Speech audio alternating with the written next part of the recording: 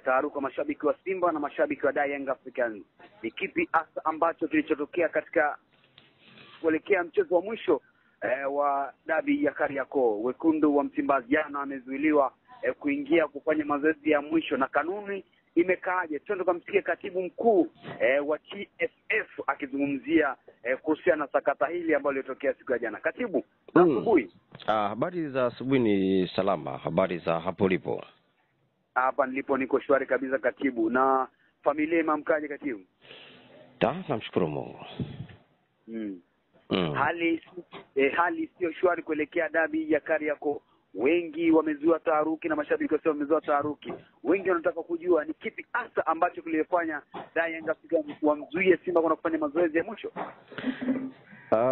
Kwanza mbali ya yote, sisi wenyewe pia taarifa tumeziona mtandaoni, lakini mbali na kuziona taarifa mtandaoni na hatuna ushahidi kwamba Yanga ndiye anayehusika kuweza kutoa ama kuwazuia Simba kuingia uwanjani kwenye kufanya mazoezi. Bado ushahidi haujapatikana, lakini sisi wenyewe hizo taarifa tumeziona mtandaoni na tulijaribu kufuatilia kwa karibu zaidi ili kuweza kufahamu nini sintofahamu iliyoweza kujitokeza kuelekea katika mchezo ambao mchezo huo unatarajiwa kuchezwa siku hii ya leo. Na pia tumeiona barua ya Simba statement kueleza kile ambacho walichoweza kukutana nacho siku ya jana, na ili barua tumeifuatilia, tumeisoma kwa ukaribu zaidi, lakini pia ndani ya barua wanashutumiwa mabouncer wa Yanga ndio ambao walioweza kuwagomea Simba kuweza kuingia katika uwanja Benjamin Mkapa kwa ajili ya kufanya mazoezi yake ya mwisho kuelekea katika mchezo husika ambao mchezo ulipaswa kuchezeka hii leo. Kwa hiyo yote yanayoendelea sisi kama shirikisho na pia tunalifuatilia kwa karibu zaidi na pia tunajaribu kulifanyia kazi, lakini mpaka hivi sasa hakuna taarifa yoyote kuweza kuhairisha mchezo huo kwa sababu bado uthibitisho haujaweza kupatikana, na tunaendelea kuweza kufanyia mchakato mambo yaende kuwa mazuri zaidi. Kama timu itabainika imefanya kitendo hiko ambacho sio kitendo cha kiungwana, basi kanuni ziko wazi na sheria ziko wazi. Kanuni hizo zinaenda kutumika. Tulikubaliana hapo awali kwa sababu kabla ya mechi kama ligi kuu msimu mpya hujaanza, kuna kuwa na vikao pamoja na wenyekiti wa vilabu kukutana kwa kabla ya ligi kuu kuanza, msimu mpya kuanza, kwa ajili ya kupeana kanuni mpya na taratibu za ligi kuu. Kwa hiyo kanuni yoyote ambayo hivi sasa kama itaenda kutumika, basi ni makubaliano ya viongozi wenyekiti pamoja na viongozi wa klabu zote ambazo zinazoshiriki ligi kuu wamekubaliana na kanuni hizo. Kanuni inasemaje? Kanuni inasema kwamba timu yoyote itakayopewa ushindi katika mchezo wowote wa ligi kuu kutokana na makosa ya kikanuni yaliyofanywa na timu pinzani katika mchezo husika yanayosababisha timu kunyang'anywa ushindi au timu pinzani kupewa ushindi itatunukiwa pointi 3 na magoli 3. Timu ngeni itafanya mazoezi kwenye uwanja wa mechi angalau mara moja kabla siku ya mechi katika muda tarajiwa wa mchezo husika. Sababu zozote za kukwamisha timu mgeni kukidhi ipasavyo au kupata haki hii zitathibitishwa kwanza na kamishna wa mchezo. Nadhani utakuwa umenielewa hapo kipengele ambacho nilichokusomea hapo. Lakini kipengele 46 kinasema benchi la wachezaji wa akiba na viongozi zitapangwa kwa kuzingatia timu ya nyumbani kwa upande wa kushoto. Huku nadhani kipengele hichi hakihusiani, lakini kipengele kinachohusiana ni hapo, timu mgeni itafanya mazoezi kwenye uwanja wa mechi angalau mara moja. Sasa kipengele kinasema kwamba timu mgeni ambaye Simba jana Simba ndio timu mgeni, si ndio hivyo? Kwa hiyo kama Simba mgeni, kwa hiyo hanapaswa kufanya mazoezi yake ya mwisho katika uwanja tajwa kuelekea mchezo wa hii leo. Kwa hiyo Simba kama amezuiliwa na kuweza kufanya mazoezi mazoezi yake ya mwisho kwenye mchezo huo, basi kikanuni haitaweza kuruhusiwa kuchezeka katika huo mchezo, kwa sababu kuna kipengele cha kanuni kinasema huyu mtu alinyimwa stahiki zake za kuweza kufanya mazoezi katika uwanja husika. Kwa hiyo kazi ya shirikisho pamoja na bodi ya ligi, wao ndio watakuja kutoa maamuzi baada ya kufanyika mchakato na kuweza kufanya marekebisho ama kuweza kufanya ufafanuzi utakaoweza kukamilika, basi wao watakuja kutoa maelekezo. Lakini hapa nimekutajia tu jinsi gani utaratibu unavyotakiwa, na hizo taarifa sisi wenyewe binafsi tumeziona tu mtandaoni, na ile statement ya Simba kuhusiana na wao kuzuiliwa katika uwanja. Kwa hiyo pia inaweza ikapelekea mchezo huo kupewa kalenda mbele ya safari ama ikoje. Kwa hiyo iko hivyo.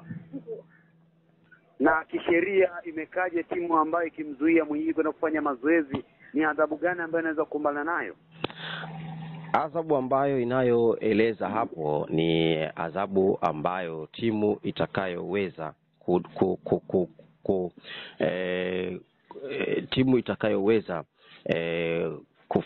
kufanya ikigundulika timu hiyo imeweza kusababisha timu mgeni asifanye mazoezi katika uwanja husika, kipengele cha 17 kinasema TFF TPLB itachukua hatua kwa ukiukwaji wowote wa taratibu za mchezo kama zinavyoainishwa kwenye kanuni ya 17 kwa kutoa onyo kali ama karipio au kutoza faini kuanzia shilingi 500,000 mpaka shilingi 1,000,000 au kufungiwa michezo isiyozidi michezo mitatu au kipindi kisichozidi miezi mitatu.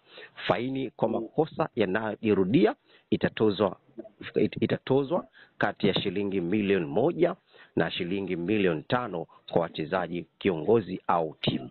Nadhani tutakuwa umenielewa kipengele kinavyosema hivyo. Kama itabainika timu ama kiongozi ama mchezaji kufanya tukio la aina hilo, basi kipengele kinasema, kipengele cha 17 kinaeleza hivyo.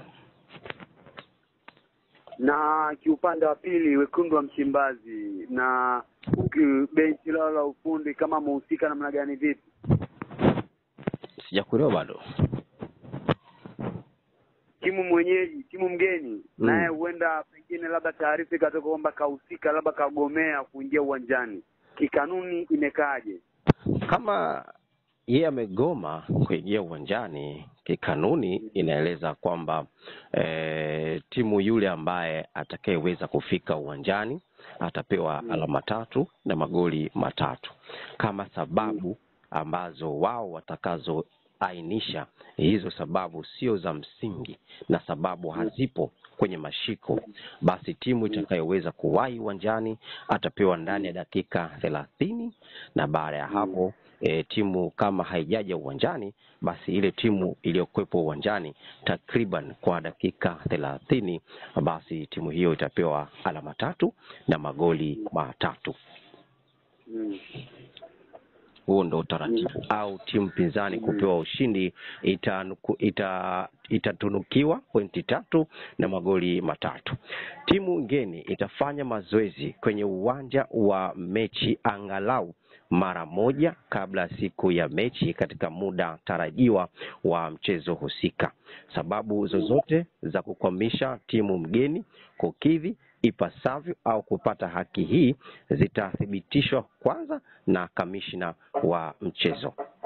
Nadhani utakuwa umenielewa hapo kipengele ambacho nilichokusomea hapo. Lakini kipengele 46 kinasema benchi la wachezaji wa akiba na viongozi zitapangwa kwa kuzingatia timu ya nyumbani kwa upande wa kushoto. Huku nadhani kipengele hichi hakihusiani, lakini kipengele kinachohusiana ni hapo, timu mgeni itafanya mazoezi kwenye uwanja wa mechi angalau mara moja. Sasa kipengele kinasema kwamba timu mgeni ambaye Simba jana, Simba ndio timu mgeni, si ndio hivyo? Kwa hiyo kama Simba mgeni, kwa hiyo hanapaswa kufanya mazoezi yake ya mwisho katika uwanja tajwa kuelekea mchezo wa hii leo. Kwa hiyo Simba kama amezuiliwa na kuweza kufanya mazoezi mazoezi yake ya mwisho kwenye mchezo huo, basi kikanuni haitaweza kuruhusiwa kuchezeka katika huo mchezo, kwa sababu kuna kipengele cha kanuni kinasema huyu mtu alinyimwa stahiki zake za kuweza kufanya mazoezi katika uwanja husika. Kwa hiyo kazi ya shirikisho pamoja na bodi ya ligi, wao ndio watakuja kutoa maamuzi baada ya kufanyika mchakato na kuweza kufanya marekebisho ama kuweza kufanya ufafanuzi utakaoweza kukamilika, basi wao watakuja kutoa maelekezo. Lakini hapa nimekutajia tu jinsi gani utaratibu unavyotakiwa, na hizo taarifa sisi wenyewe binafsi tumeziona tu mtandaoni, na ile statement ya Simba kuhusiana na wao kuzuiliwa katika uwanja. Kwa hiyo pia inaweza ikapelekea mchezo huo kupewa kalenda mbele ya safari ama ikoje. Kwa hiyo iko hivyo. Na kisheria imekaje timu ambayo ikimzuia mwenyewe kwenda kufanya mazoezi, ni adhabu gani ambayo inaweza kukumbana nayo? Adhabu ambayo inayoeleza hapo ni adhabu ambayo timu itakayoweza timu itakayoweza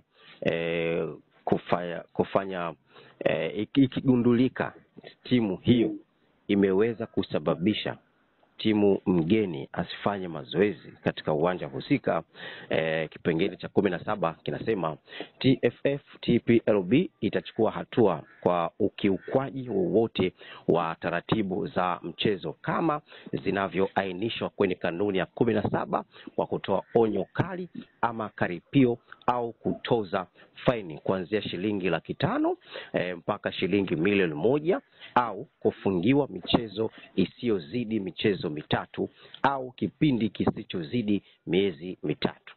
Faini kwa makosa yanayojirudia itatozwa kati ya shilingi 1,000,000 na shilingi 500,000 kwa wachezaji, kiongozi au timu.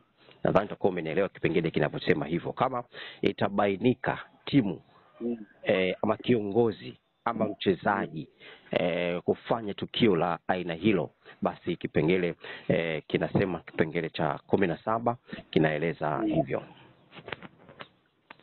Na kiupande wa pili, Wekundu wa Msimbazi na benchi lao la ufundi, kama mhusika namna gani, vipi? Sijakuelewa bado. Timu mwenyeji, timu mgeni, naye huenda pengine labda taarifa ikatoka kwamba kahusika, labda kagomea kuingia uwanjani. Kikanuni imekaaje? Kama yeye amegoma kuingia uwanjani, kikanuni inaeleza kwamba timu yule ambaye atakayeweza kufika uwanjani atapewa alama 3 na magoli 3. Kama sababu ambazo wao watakazoainisha hizo sababu sio za msingi na sababu hazipo kwenye mashiko, basi timu itakayoweza kuwahi uwanjani atapewa ndani ya dakika 30, na baada ya hapo timu kama haijaja uwanjani, basi ile timu iliyokuepo uwanjani takriban kwa dakika 30, basi timu hiyo itapewa alama 3 na magoli 3. Huo ndo utaratibu. Na kisheria kanuni imekaaje kwamba taarifa itatoka baada ya muda gani kabla ya mechi?